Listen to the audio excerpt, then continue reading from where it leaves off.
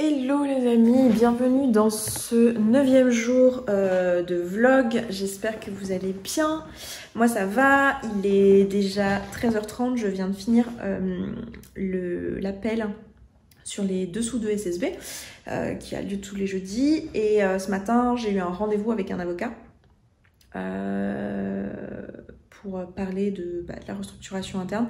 Je pense que là, on va faire un point avec Pauline à 14h sur ce qu'on pense de l'avocat de ce matin et à mon avis, on va prendre une décision sur quel avocat on prend pour nous accompagner sur cette problématique-là.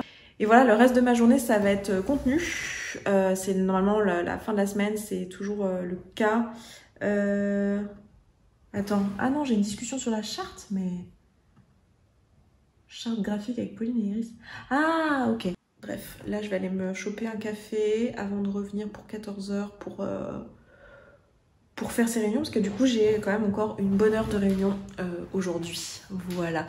Vous devez vous dire, mais putain, mais en fait sa vie est palpitante, hein. La meuf elle passe sa journée sur Zoom.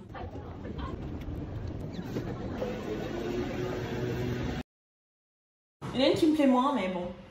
On va voir si ouais, moi aussi, il y en a qui me plaît moins, mais les deux autres, j'adore. Ouais, exactement comme moi. Je pense qu'on est toutes sur le... À mon avis, on a tous c'est laquelle qui vous plaît moins?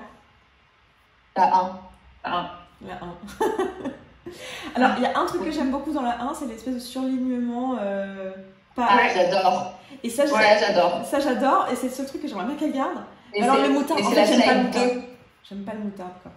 Et la slide 2 avec les ronds et tout, et même les couleurs, tout ça, j'aime beaucoup moins. Non, mais c'est trop... Je sais pas, c'est trop Google. Corporate. C'est exactement, on vient de dire la même chose, là. C'est trop corporate, c'est trop Google. C'est ça. Ouais, c'est clair.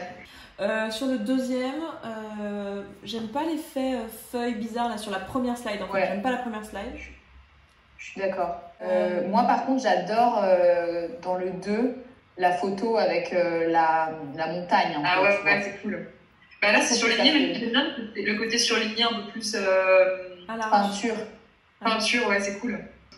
J'aime beaucoup sur la slide typographie, là, le noir qui est en fait pas vraiment un noir, qui est un noir un peu bleu canard, gris anthracite très très très foncé. Donc la dernière couleur. En fait, j'aime beaucoup la palette de couleurs. Et attends, le troisième... Alors sur le troisième, j'aime beaucoup la première slide. Et moi, j'adore la police un peu calligraphie. Ouais. Qu'elle dit qu'on utiliserait avec parcimonie et tout, et je trouve ça top. Ouais, effectivement. Et du coup, tu vois, dans le tout début, où tu as le logo se sentir bien un peu typé à l'ordi, et en dessous, écrit la phrase écrite à la main pour rappeler le côté aussi, on est digital, mais papier, quoi. Ouais. Faut penser, carnet et tout. Enfin, j'adore. Ouais, j'adore. Ouais, j'aime bien. En fait, je trouve que la 3, elle est vachement dans l'univers qu'on avait un peu décrit de l'écriture, des flots de pensée. Enfin, et c'est ce qu'elle décrit d'ailleurs, concept numéro 3, le côté personnel, intime de la démarche de coaching. Enfin, je trouve que ça se ressent vraiment. Ouais. Et je trouve que la 2 fait beaucoup plus ressortir avec les grands espaces, le noir, etc., l'effet bold, un peu ose. Plus sportif, plus grands espaces et tout. Enfin, moi, ça me fait sentir deux choses qu'on pourrait vouloir véhiculer via SSB. Je les trouve très identifiées dans ces deux contextes. Ouais, et après, je trouve qu'il faut choisir celui qu'on veut préférer, en fait. On vient de regarder les chartes graphiques et tout ça, et je sens que ça va être trop bien. J'ai trop hâte de vous montrer en vrai. Du coup, on va avoir...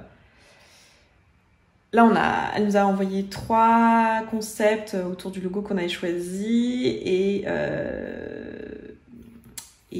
on va voir. On va demander quelques petites modifs et puis on verra lundi. Donc lundi, elle nous envoie une nouvelle version et on n'aura plus qu'une dernière modif possible et la version définitive vendredi prochain. Donc en fait, je vais pouvoir vous montrer pendant les vlogs la nouvelle charte graphique. Trop bien, j'ai trop hâte. J'ai trop hâte parce que en fait la partie visuelle je l'ai mise de côté depuis tellement d'années et en fait c'est une partie hyper importante que moi j'adore, enfin hyper importante pour moi, mais c'est pas hyper important pour le business mais c'est hyper important pour moi et que j'adore. Et en vrai c'est quand même, là ça commence à être assez important qu'on ait une identité et tout, une identité visuelle, c'est trop bien. Je sais pas si vous voyez, je sais pas si vous verrez, mais en fait c'est ce que je vous disais l'autre fois, c'est que bon là mon rouge il était en train de s'écailler, du coup je l'ai enlevé, je l'enlève avec un truc dissolvant, je sais pas ce que c'est là, c'est celui de Monoprix, mais en fait j'en ai pas un préféré, j'utilise toujours juste des bains dissolvants. Honnêtement, Je trouve qu'ils se valent tous. J'ai déjà dû essayer le Bourjois qui est hyper populaire, mais j'ai aussi essayé le Sephora, le Monop, j'ai tous très bien. J'aime juste bien ce principe de bain dissolvant. Et du coup, j'utilise une lime à ongles en verre, voilà, que j'avais eu chez Emma. Vous voyez, donc j'aime bien parce qu'elle a sa petite boîte et tout. Et donc je vais me relimer un peu les ongles pour qu'ils soient bien... J'aime bien les limer un peu droits. Là, il y en a qui se sont cassés, ces deux-là se sont cassés, donc ils sont plus tous à la même longueur. Donc je vais un petit peu égaliser tout ça. Et puis je vais me faire mon vernis, je vais me faire mon bleu habituel que j'aime beaucoup. Donc le bleu que je vous ai présenté il y a quelques vlogs en arrière. Donc c'est le 28 Blue Wave de Marionneau. Et du coup je vais tester la base coat, top coat que j'ai acheté là-bas. Donc il y en a plusieurs qui m'ont demandé comment je le faisais. En fait je fais juste, je mets une base coat, ensuite je mets deux épaisseurs de vernis, deux couches de vernis, puis après une top coat. Et là, vous pouvez voir, je sais pas si vous verrez bien, mais en fait mes ongles ils sont teintés. J'ai mis beaucoup de fois le rouge que j'avais là juste avant, donc celui-là, oui, il a déjà bien baissé, je sais pas si vous voyez. Et en fait, je l'ai mis plusieurs fois sans base parce que j'avais juste plus de base en fait, et je suis pas allée en racheter une. Et du coup, comme il était sans base, mes ongles ont tout déteint parce que je l'ai fait plusieurs fois de suite, donc je sais pas, ça doit faire peut-être un mois que je porte pas de base, donc forcément le bout des ongles a plus déteint que la base des ongles parce qu'ils ont eu du rouge pendant plus longtemps. Mais voilà, enfin c'est la couleur rouge qui a déteint sur l'ongle, donc c'est pas très ouf, mais bon, d'ici 2 mois, 3 mois, ce sera complètement barré, donc c'est pas grave, je porte de toute façon continuellement du vernis, donc voilà, donc je vais faire ça en même temps que je vais regarder Super Size vs Super Skinny.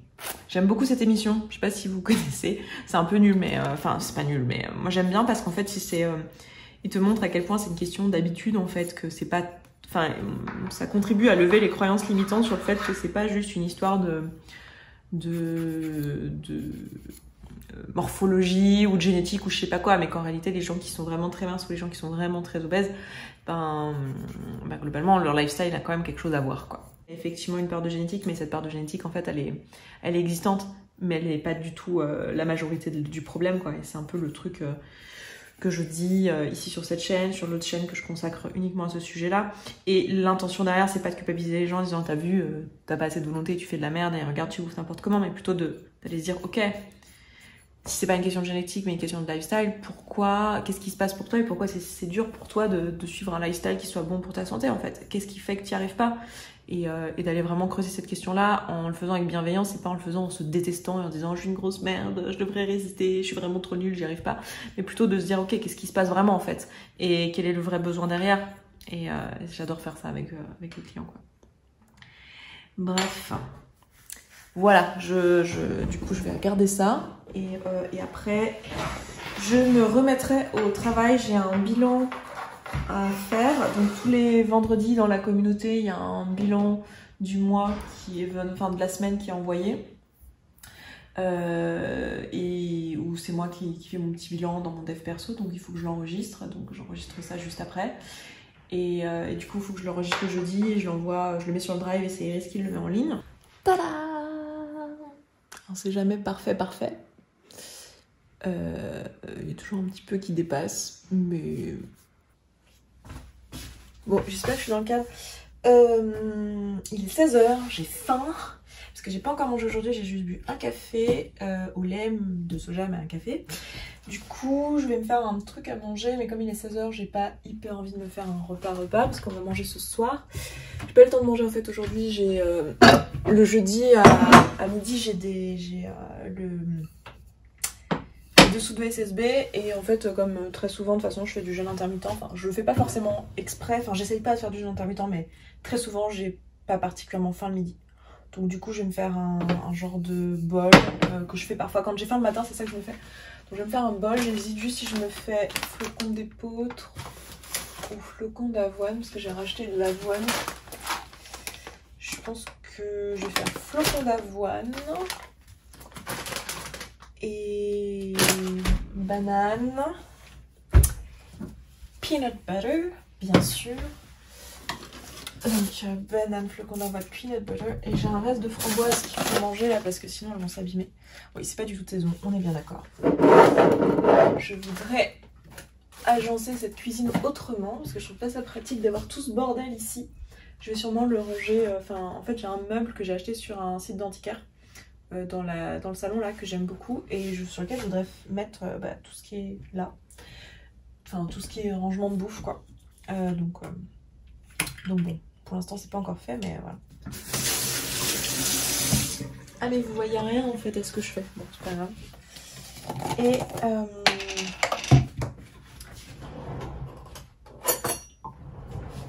je vais mettre une bonne cuillère à soupe comme ça. Alors normalement moi je prends pas le crunchy mais le lisse. Enfin je sais plus comment il s'appelle, le creamy. Mais il n'y en avait plus au supermarché donc du coup j'ai pris le crunchy mais j'aime un peu moins. Vous m'avez déjà vu faire ça, c'est un petit déj que je fais très souvent. Et puis je devrais aussi vider le lave-vaisselle et remettre les trucs au lave-vaisselle. Vous devez en avoir marre de me voir tous les jours vider mon lave-vaisselle, remettre mon lave-vaisselle, faire monter. Mais en vrai c'est la vraie vie véritable genre. Moi je fais tous les jours la même chose. Voilà. Voilà à quoi ressemble cette merveille. Je sais pas si vous le voyez. Est-ce que je suis dans le cadre? Ouais, vite fait. Ça n'a pas l'air très bon comme ça. Je trouve que t'as une moins bonne tête que ce que ça goûte vraiment. Est-ce que c'est mieux vu du dessus? Ouais non, c'est toujours aussi moche. Mais je vous jure, c'est trop bon en vrai. Hein. Le meuble dont je vous parlais dans la cuisine, c'est celui-là où je pense qu'on va mettre dedans des trucs de la cuisine. Parce qu'en fait, la cuisine, elle est juste là. Et du coup, j'ai envie d'y ranger des trucs de vaisselle ou de nourriture. Et bien sûr, pour l'instant, ça sert à quoi? À ranger mes vêtements. Et pourquoi? Parce que non, l'armoire n'est toujours pas montée.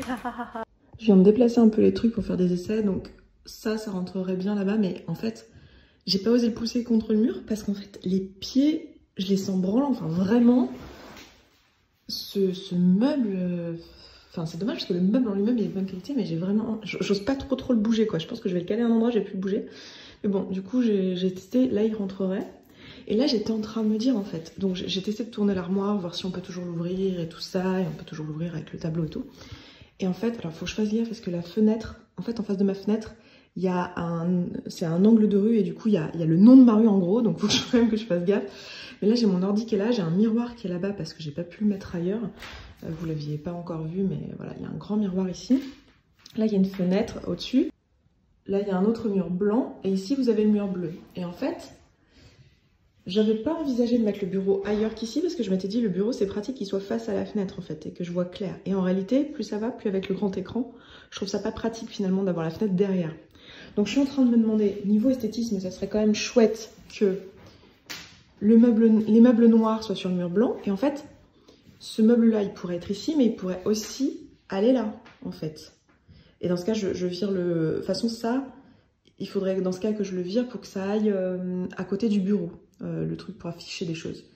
Le tableau il reste là et cette petite armoire là elle pourrait du coup aller là et puis faire de la déco au-dessus des étagères ou je sais pas quoi.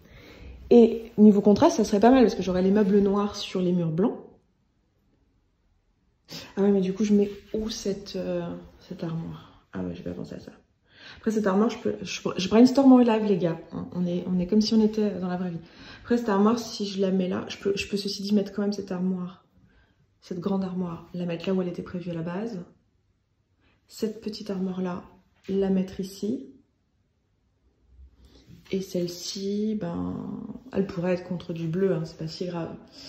Mais ouais, je me disais peut-être que je pourrais mettre mon bureau ici. En fait, là-bas, il y a des prises, là, il y a le radiateur, donc j'ai un peu de contraintes. Mais si je le mets à peu près contre le radiateur, sans le mettre contre pour laisser la place au radiateur, si je le mets par là, quand on rentre dans la pièce par cette pièce-là, ça serait joli, on verrait le bureau. Puis en plus, c'est-à-dire que tous les trucs, parce que je filme beaucoup, vous savez, avec mon boulot, je filme beaucoup sur Zoom.